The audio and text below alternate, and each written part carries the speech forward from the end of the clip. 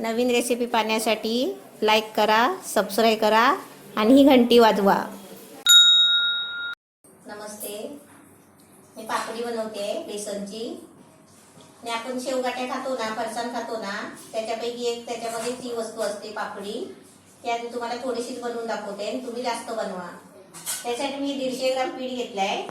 हे बेसन आहे आणि हे आहे ना, मी डाळ आणली होती. डाळ आहे ना थोडीशी गरम करून, म्हणजे गॅसवर थोडी गरम केली आणि दळायला दिली होती. मस्त एकदम पीठ झालेलं आहे, छान झालं आहे. आता याची मी पापडी बनवते. आता याच्यामध्ये आहे ना, हे अर्धा चमचा मीठ घेतलाय, अर्धा चमचा हळद घेतली आहे.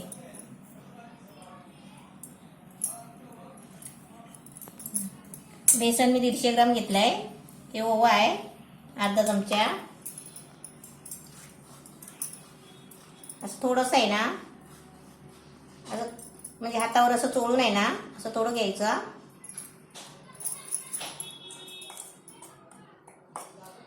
आणि त्याच्यामध्ये 1 चमचा आहे ना तेल घेतलंय. ओवा चांगला असतो ना पोटासाठी? ओवा चांगला असतो पोटासाठी.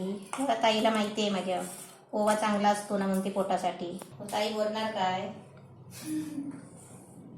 ताई बरोबर बोलली, ओवा चांगला असतो ना पोटासाठी.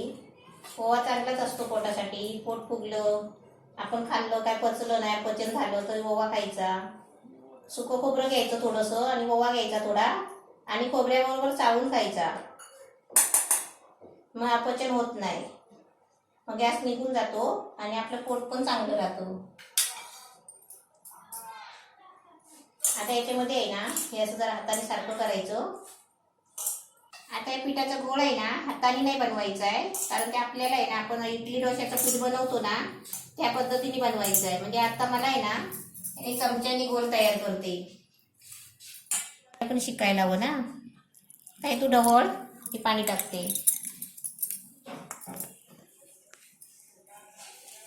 एकदम आपलं इडली डोश्याचं पीठ असतो ना तसं करायचं आहे.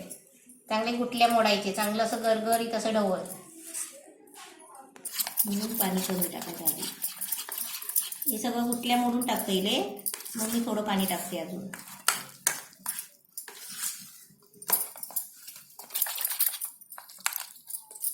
हे कसं एकदम पातळ नाही आणि एकदम घट्ट नाही, असं करायचं आहे.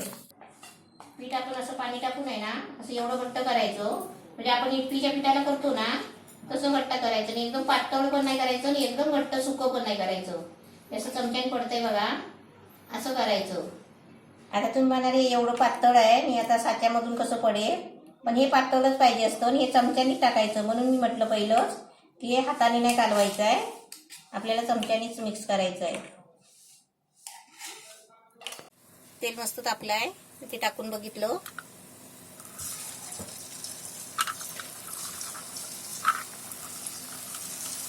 आणि असे तेलामध्ये आहे ना असे पापडे सोडायचे. एकदम मस्त छान झाले आहे. आणि टाकल्या लगेच नाही फिरवायचे, कारण ते नरम असतात बघा.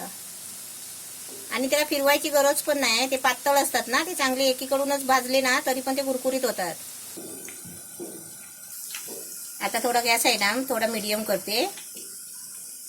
अरे एकदम मस्त झाले आहे बघा. म्हणजे आपल्याला फिरवायला असे झालेत ना तर फिरवायचे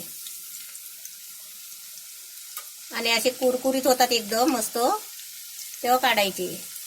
असे आपल्या झारेला असे कडक लागलेत ना मग काढायचे. तर एकदम मस्त कडक झाले.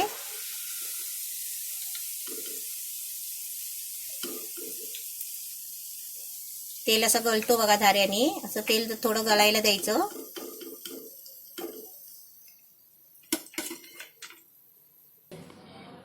खाऊन बघ कसे झाले. एकदम पापडी मस्त झाली बघा, छान. तुला खायला देऊ का पेशंट? हे आपण डायरेक्ट तेलात सोडल्यामुळे आहेत ना ते असे लांब लांब असतात. आणि आता आपण आहे ना ते तुकडे करायचे. हे ना अशी दाबायची जराशी, तेव्हा कुरकुरीत एकदम झाले. आता अशी मस्त थंड झाली ना ती चांगली डब्यात भरून ठेवायची मस्त आणि 3-4 महिने खायची. नवीन रेसिपी पाहण्यासाठी लाईक करा, सबस्क्राईब करा आणि ही घंटी वाजवा.